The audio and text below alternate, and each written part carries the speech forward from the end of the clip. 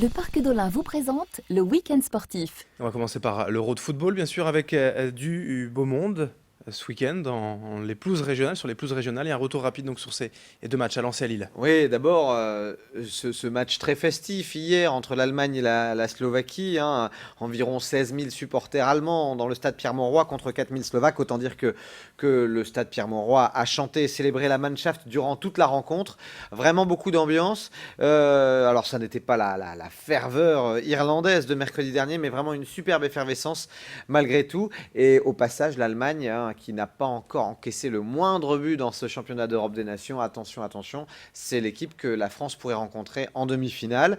Mais en tout cas, c'était une belle ambiance et un match assez intéressant avec une belle maîtrise de l'équipe allemande. Un petit peu loin du match ennuyeux qui avait eu lieu samedi entre le Portugal et la Croatie, où là, du coup, pour le coup, en termes d'ambiance, on n'y était pas. Il a même fallu attendre les prolongations pour que tant les supporters croates que les supporters portugais monte franchement l'ambiance d'un ton. Alors ça c'est pour l'ambiance. Par contre, au niveau de l'accès au stade, Ouais, c'est un petit peu le carton jaune du jour. ouais, absolument, parce que concernant l'accès au stade, autant du côté du stade Bollaert, il y a je crois une dizaine ou une douzaine d'accès, il y a du monde bien sûr, mais c'est assez fluide, alors que là, hier soir, moi j'avais fait l'expérience, je suis allé avec quelques amis voir ce match entre l'Allemagne et la Slovaquie, et entre le moment où on était au pied du stade et le moment où on a pris place sur nos sièges, il s'est passé plus de 35 minutes, parce qu'ils ont décidé de n'y avoir que 4 accès. Alors c'est bien pour l'UEFA parce que ça garantit à l'UEFA qu'il n'y ait pas d'acte terroriste dans le stade a priori, mais ça n'empêche absolument pas un acte terroriste puisqu'il y a une foule, une marée humaine qui attend, ça rentre par vagues avant de pouvoir rentrer au niveau de la coursive extérieure du stade. Donc voilà, c'est mon petit carton jaune parce que c'était un petit peu long et il y avait des gens qui râlaient un petit peu de cette longueur de temps passé pour pouvoir accéder à leur place dans le stade. C'est vrai que c'est toujours, parfois, en tout cas inquiétant, ces effets de foule et effectivement ces effets de masse. Il reste un match au stade de Pierre-Mauroy, le dernier dans la région, ce sera vendredi soir, quart de finale entre Belgique et Pays de Galles.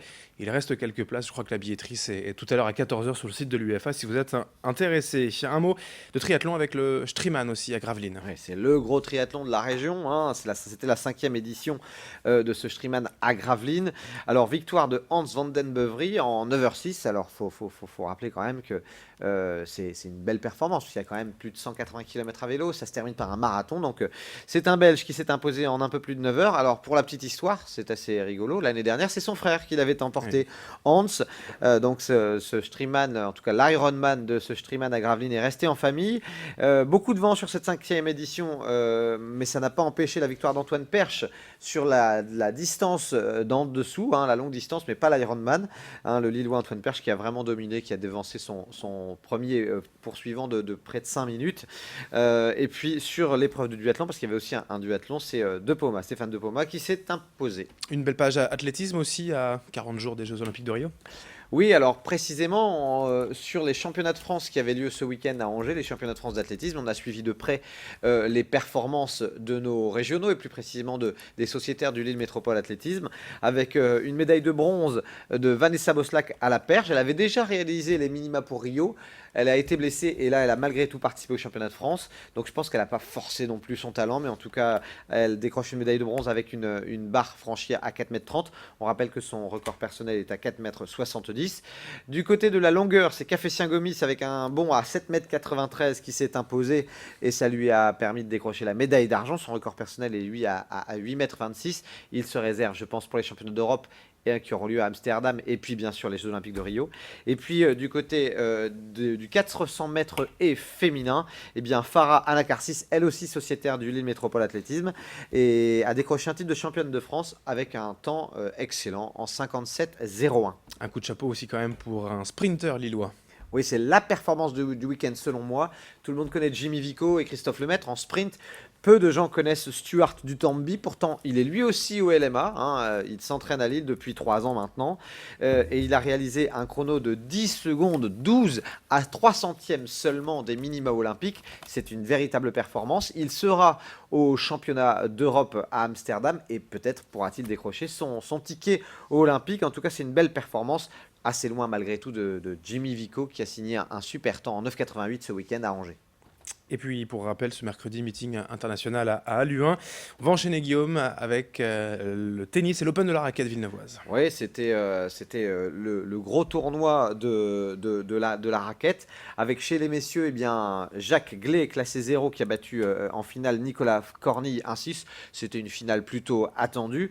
Par contre, chez les femmes, eh bien, Sophie Herr, qui est retraitée du tennis professionnel, qui a déjà été 165e joueuse mondiale, n'a rien perdu de sa superbe. Elle a battu Josepha Adam, qui était un peu la favorite en demi-finale, puis elle l'a emporté sur Julie Gérard en finale.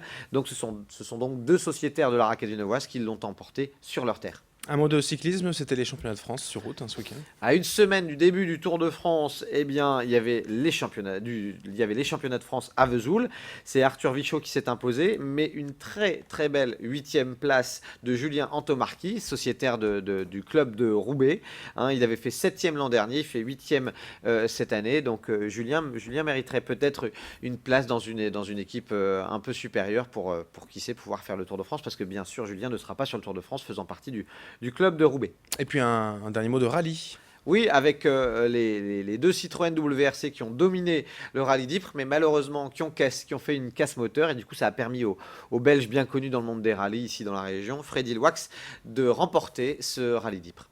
Merci Guillaume pour tous ces détails du week-end sportif. On se retrouve vendredi pour un nouveau programme. Belle semaine à vous.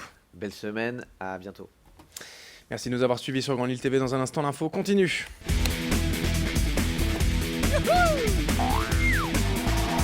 Le Parc d'Olin, destination nature et sensations, vous a présenté le Week-end sportif.